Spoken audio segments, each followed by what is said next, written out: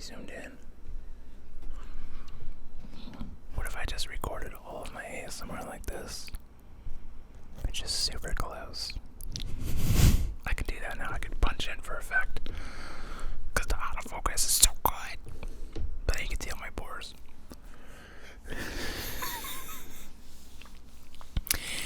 Anyway. Yeah. So, been busy packing up. Nothing really probably has changed in your view. But the side gym room is just full of boxes right now. Almost all my cabinets are empty. Getting close. We are moving. We get the keys Friday, and the movers come Saturday. So Friday we're gonna go sign the paperwork. We're gonna move some of her stuff, kind of stage stuff, to get ready and take over some of the fragile stuff, and maybe just some of the stuff we don't really want the movers to handle, like kettlebells. I have like a bunch of like really heavy kettlebells, and I'm like, if I can take care of that, it'll save us some time. And since you pay the movers by the hour, it's like $100 an hour. I think it would behoove to, if I don't have to have them waste a flight up and down the stairs on two small items that I can do myself. And also it'll probably tire them out if they have to carry a 106-pound kettlebell up the stairs. So, probably save that for myself. Anyway, some good things. I have sent out a bunch of invoices, and with GameStop, did another rodeo loop. I made some more money on that. So now I have a good grip of cash coming in, and I'm trying to decide how best to spend it. Spend, I think, is the wrong word. How to deploy my assets to encourage wealth, so to speak. Because I have some debt. Could pay off the debt, which would be great. I feel like I'm at my level of camera gear. I don't really I get upgrade my photo camera, but like the photo jobs really haven't started coming back yet. And also, there's so many photographers now. Just like the market locally has been like super commoditized. So like if you want to make it as a photographer, you really have to hustle. And not like that's bad or anything, but it's like what I feel like has always been my best path to success is to have multiple streams of income, is to be a Swiss Army knife, is to do video, do sound, do lighting, do photography, produce, edit, by doing all these things, doing YouTube, investing in the stock market, it's not quite day trading, but it is, I forget what you would call it, active investing, I guess, for lack of a better term. So, and then I also have passive investments, by way of stocks that pay dividends. These are things I want to talk about. So there's two types of investing. There's passive investing, and then there's active investing. And I guess there's dividend investing. There's a lot of different ways you can invest money. So let's just start the three ways. They're the three basic. This is kind of like, what kind of music is there? Like, well, there's country, there's rap, there's rock, and there's metal, and there's like singer-songwriter. That's like the most broad umbrella. You have growth, which is where you buy stocks because you think the company is going to grow and the value of the stock is going to go up. So that would be a company like Tesla 5 years ago would be a really good example. Then you have dividend stocks, or income investing. These are stocks that are generally pretty mature and that pay a portion of their profits back to the shareholders in the form of a dividend. So every month or every quarter, most stocks it's quarterly, some stocks it's monthly, you would get a little bit of cash for every share you own. So that's income investing. It's safer, and it's guaranteed money. As long as the company doesn't go bankrupt, you buy Pacific would be a good example of that, of just like in this, really old companies. Coca-Cola would be another one. They're pretty mature. Their income is pretty stable. Like it grows maybe a little bit every year, but not by like a lot. But they just pay out profits as dividends. And then there's active investing, which would be like, I think this stock is going to go up 50 cents this week, so I'm going to buy a bunch of it. When it goes up 50 cents, I'm going to sell it. Or doing options trading, so you're getting in and out of positions frequently. That's how that works. So yeah.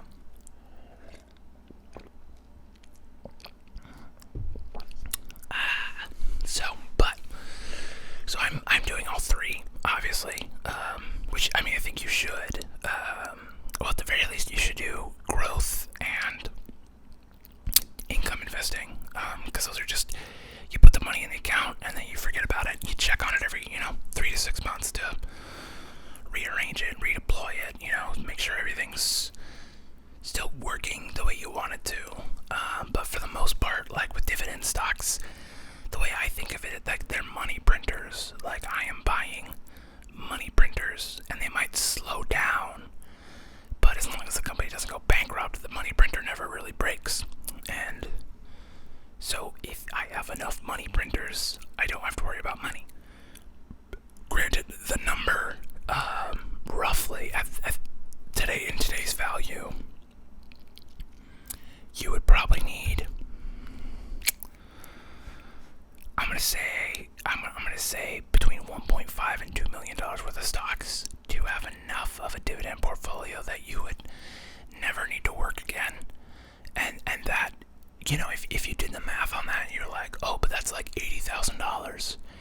And you're like, yeah, but the growth on that is not gonna be very good. So like, it might keep up with inflation a little bit, but like, imagine 30 years from now, $80,000 won't go as far if you have like a mortgage and your health insurance is way more expensive, and now you have medical procedures and you're going to the doctor all the time because you're older, So think of that. Think of how much you're going to need in the future. Like now, yeah, I could probably make $25,000 a year and scrape by, but in 30 years, when I'm 65, I'm gonna need a little more because I'm probably gonna have to go see the doctor, a little more often, and things might be more expensive, property taxes might be higher, et cetera, et cetera, et cetera. So, but yeah, so $2 million, that's a good benchmark. And then, you're just getting dividends. If your dividend average is like 3 to 4%, you should be pretty set. So there's that. So, then there's also like equipment. I could invest in things that will make me money. But it's like at this point, I don't really need it. Nothing else that I add to my equipment will really like increase my ability to make money. Like I might be able to buy some more lighting and grip equipment. I just don't have anywhere to store it, really. So hopefully at the new apartment I can get a garage, and then that'll be easier, that I can add on some things, like a Dana Dolly, which is like a really long slider, which lets you get really smooth, like panning shots, kind of like you're moving the camera on a rail system.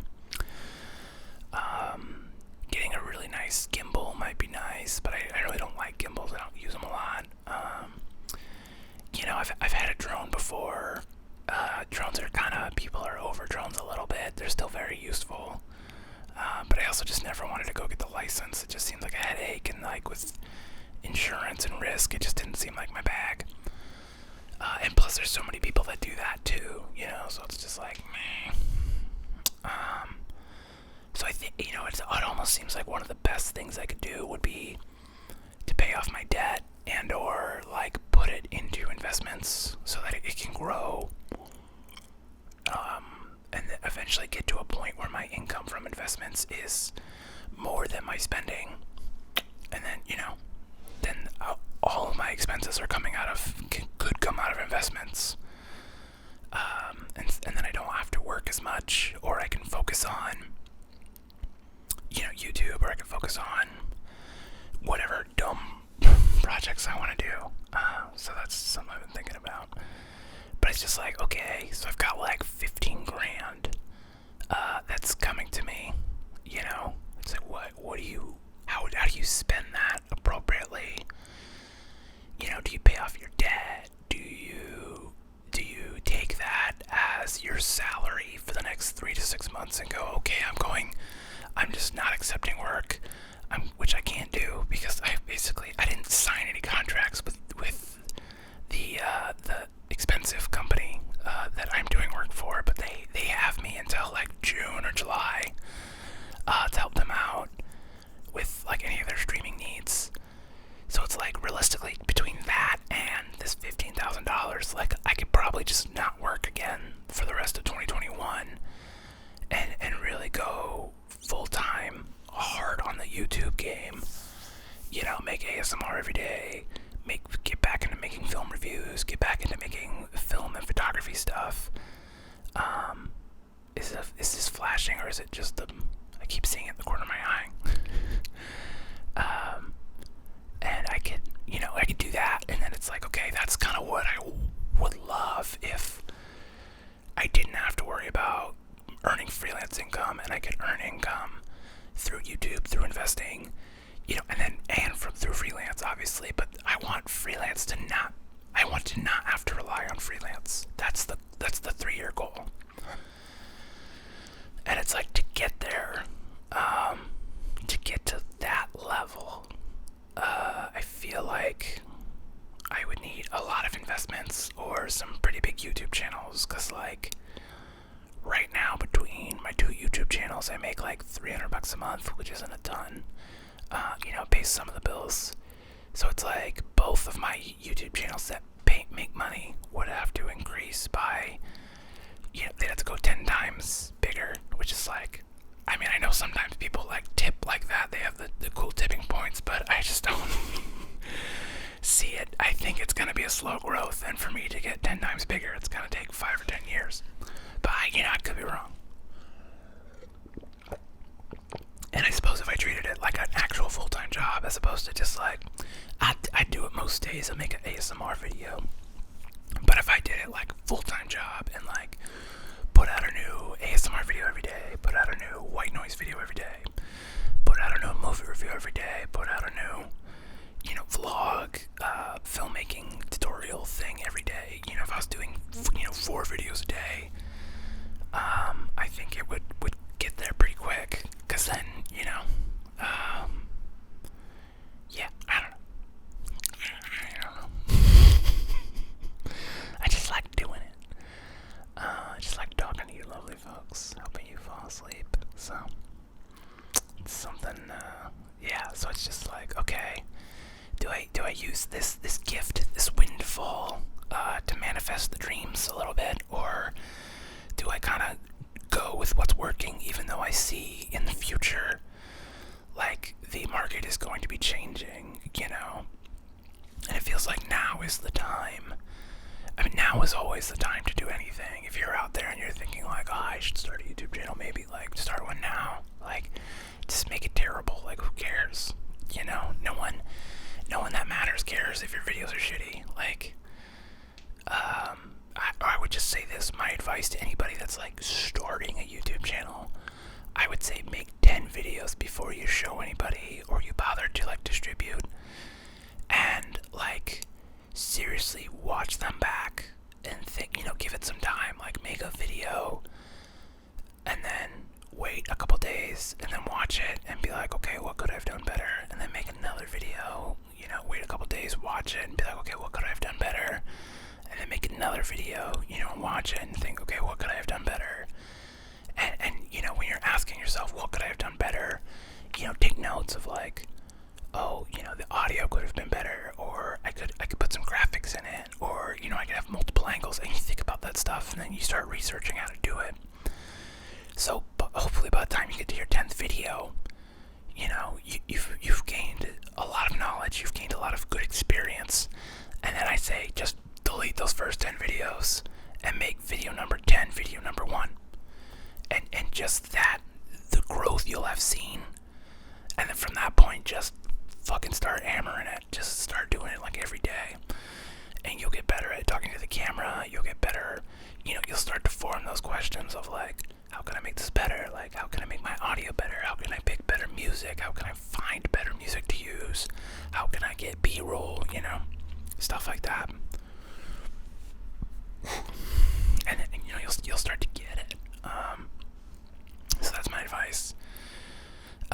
also saw a video, speaking of, getting started on YouTube and success in general.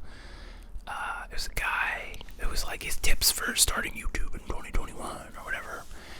And he said, like, use your unfair advantage. He called it unfair advantage. And I was like, I mean, it's competitive advantage is what the business world knows it as.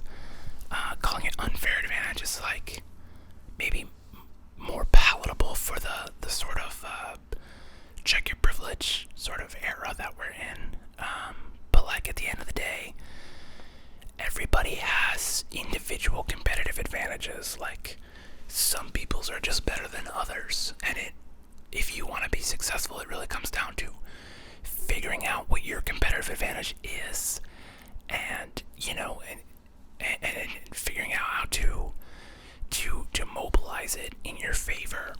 So like you can take negatives and turn them into competitive advantages. If you have a really tough story, if you've never watched any of those like talent shows or singing shows, the people that have like a really sad story, like that helps them get on the show, like that's a competitive advantage. That's turning a negative into a positive. You could do, like I have diabetes, and like that's a negative, but like because I have diabetes, I have learned a lot about diabetes. So now I'm not an expert, but I feel like I can communicate in a unique way to people that are just now finding out they have diabetes. Like that's a competitive advantage. I can make a whole channel about that, just like diabetes dude, and just help people, because like when you first get diagnosed, it's really scary, and the doctor's like, don't do shit for you. Like, and as I'm finding out through support groups, like that's really common. The doctors are just like, oh, you got diabetes, that sucks. And at the time, you're like, does this mean I need insulin? Like, no, not inherently, and it's just like all these things like come at you and you have all these questions, and the doctors are just like, fuck off, you fat fuck. Like, they just don't care. They're not very helpful. Like, it's pretty rare that you have like a good, helpful doctor. So there's that. But that'd be that competitive advantage, and then you could also like, what else competitive advantage? I have all this gear, and this gear is like 5% of my gear.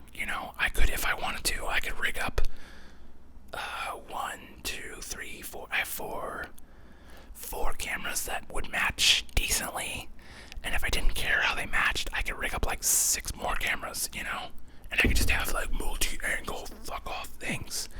Competitive advantage. I can light like crazy. Competitive advantage. I know a lot of people in the film world. Competitive advantage. I tap them for like, I've got a video about, you're an actress. You've been into commercials. Like, come talk on my podcast about what beginning actors should expect. Competitive advantage. So think of things like that, and anything could be like, oh, I live in the middle of nowhere. Competitive advantage, man. Like, there's probably some cool nature around you then. Like, go film the nature. Competitive advantage. Go film some stock stuff.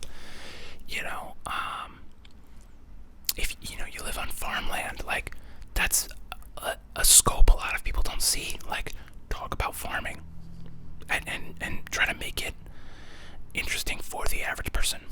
Competitive advantage. Maybe you live in a different country. Competitive advantage. Like, there's so many competitive advantages out there, and it's like, well, maybe like you're a teenager and you're like, you're 15 and you don't have a car, you don't have a job, you don't have a lot of money. I mean, if you have a cell phone, that's all you need to make YouTube. And so what you do have then is time, and what you can use is your time to make things. You have friends who have time to, you can make things. You can just cold call a shitload of people and be like, hey, I'm starting a YouTube channel, like, would you be interested in being interviewed? Anything, You also have, when you're young, people are willing to help you, whether or not you believe it. Not everyone. A lot of people be like, young fucking kid. But there are people out there who like to take younger people under their wing and teach them and show them. They like to give back what they have learned.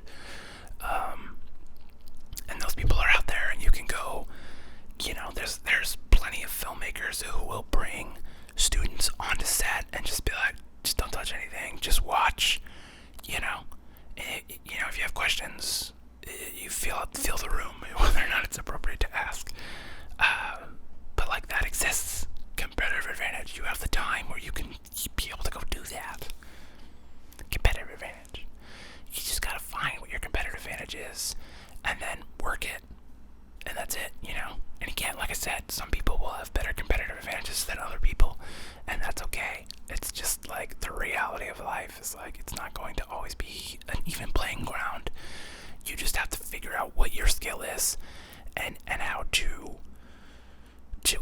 weaponize it, but how to squeeze that juice out of it. So, I guess to answer my own question, then, how would you best spend money? Would be to figure out where my best competitive advantages lie, and then figure out how adding money to that would increase my chances of success. So there you go. I answered my own question. But if you have other opinions, drop a comment. Let's chat it up. I love to chit chat.